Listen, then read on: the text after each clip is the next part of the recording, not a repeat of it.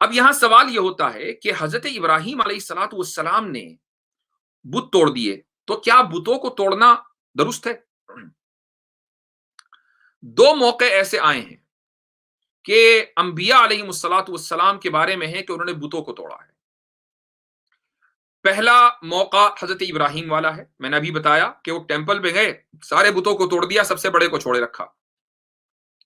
دوسرا موقع نبی کریم صلی اللہ علیہ وسلم کے زمانے میں آیا کہ آپ صلی اللہ علیہ وسلم جب کعبۃ اللہ میں داخل ہوئے، فتح مکہ کے بعد 360 بت رکھے ہوئے تھے، سب کو توڑ دیا۔ تو دو مواقع یہ اوکیزنز ایسے آئے ہیں انبیاء کے دور میں، کم سے کم جو ہمیں معلوم ہے، اور بھی ہوئے ہوں گے، جہاں بتوں کو توڑا گیا ہے۔ تو کیا بتوں کو توڑنا درست ہے؟ یعنی کیا اگر مثلا کوئی مسلمان کسی مندر میں جائے اور بت کو توڑ دے تو کیا یہ اس کا عمل درست ہے؟ تو یہاں بات یہ ہے کہ بنیادی جو مذہب کی تعلیم ہے وہ یہ کہ دوسرے مذہب کی توہین کرنا درست نہیں ہے، الا یہ کہ وہ جسٹیفائیبل ہو۔ یعنی اگر وہ جسٹیفائیبل ہے تو ٹھیک ہے، لیکن دوسرے مذہب کی خام خواہ توہین کرنا یہ درست نہیں ہے۔ یہ بنیادی مذہب کی تعلیم ہے۔ یہی وجہ ہے کہ قرآن نے واضح انداز سے کہا کہ دوسروں کے معبود کو تم برا بھلا نہ کہو۔ یہ واضح انداز سے قرآن کا اعلان ہے۔ تو اب اگر کوئی آدمی خامخواہ کسی مندر میں جائے، مسلمان، اور بت کو توڑ دے تو یہ درست نہیں ہے۔ پھر حضرت ابراہیم نے کیوں کیا؟ حضرت ابراہیم نے جب عقلی دلیلیں کام نہیں کر رہی تھی، یعنی ان کے وہ اس چیز کو سمجھ نہیں رہے تھے، چاند سے مثال دی، سورج سے مثال دی، ستارے سے مثال دی، جب ان چیزوں سے مثال دی اور لوگ اتنے کوڑ مغز تھے کہ وہ ان چیزوں کو نہیں سمجھ رہے تھے، تو پھر حضرت ابراہیم نے دلیل کے طور پر، آرگیومنٹ کے طور پر ان بتوں کو توڑا۔ اگر بت کو اس لیے توڑا جاتا کہ بتوں کو توڑنا ہے تو سب سے بڑے کو سب سے پہلے توڑتے، سب سے بڑے کو سب سے پہلے توڑتے، چھوٹے کو چھوڑ دیتے، چاہے بڑے کو پہلے توڑتے، لیکن انہوں نے بڑے کو نہیں توڑا۔ اس کا مطلب یہ ہوا کہ توڑنا ایک چیز کو ثابت کرنے کے مقصد سے تھا، یہ توہین کے مقصد سے نہیں تھا۔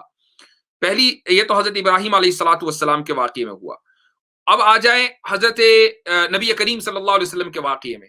نبی کریم صلی اللہ علیہ وسلم نے بتوں کو توڑا، بالکل توڑا، اور توڑنا حق تھا، جسٹیفائیبل تھا۔ اس کی وجہ یہ تھی کہ کعبۃ اللہ تو مرکز توحید ہے، کعبۃ اللہ بت پرستی کا اڈا نہیں تھا، مرکز توحید ہے۔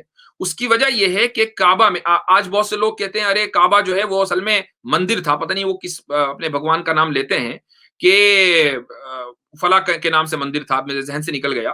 تو یقیناً بالکل بات صحیح ہے کہ کچھ دن کے لیے مندر بنا تھا کعبہ، ایک بت نہیں تھا، 360 بت تھے، لیکن قصی بن کلاب کے زمانے میں یہ کعبۃ اللہ کو مندر بنا دیا گیا تھا۔ اس سے پہلے حضرت ابراہیم نے اور ان کے بیٹے حضرت اسماعیل نے جب کعبۃ اللہ کی تعمیر کی تو یہ مرکز توحید تھا، یہاں پر اللہ تعالیٰ صرف اور صرف اللہ کا نام لیا جاتا تھا۔ اس کے بعد مشرکین آئے اور انہوں نے کعبۃ اللہ پر قبضہ کر لیا۔ وہ کعبۃ اللہ کا پر قبضہ اس طریقے سے ہوا کہ لا کر اس میں بت بھر دیے، پتہ نہیں 360 بتوں کی اس میں جگہ تھی بھی کہ نہیں، کس طریقے سے انہوں نے اس میں بھرا ہوگا، بہرحال وہ بت بھر دیے اس میں۔ تو 400-500 سال تک کعبۃ اللہ کے اوپر مشرکین کا ناجائز قبضہ رہا ہے۔ چونکہ قصی بن کلاب سے پہلے بت پرستی نہیں ہوتی تھی، ان کے زمانے میں کچھ لوگ ایران گئے اور ایران سے جب واپس آئے، جو آج کے جس کو ہم پرشیا بولتے ہیں، آج کا ایران، وہاں سے واپس آئے تو بت پرستی لے کر آئے، اور اس طریقے سے مکہ میں بت پرستی پھیل گئی۔ 400-500 سال تک بت پرستی ہوتی رہی۔ نبی کریم صلی اللہ علیہ وسلم جب وہاں پہنچے ہیں، آپ صلی اللہ علیہ وسلم نے کعبۃ اللہ میں رکھے ہوئے بتوں کو اس لیے توڑا چونکہ وہاں ان بتوں کی وجہ سے مشرکین نے ناجائز قبضہ کر رکھا تھا، اس لیے یہ ضروری ہے۔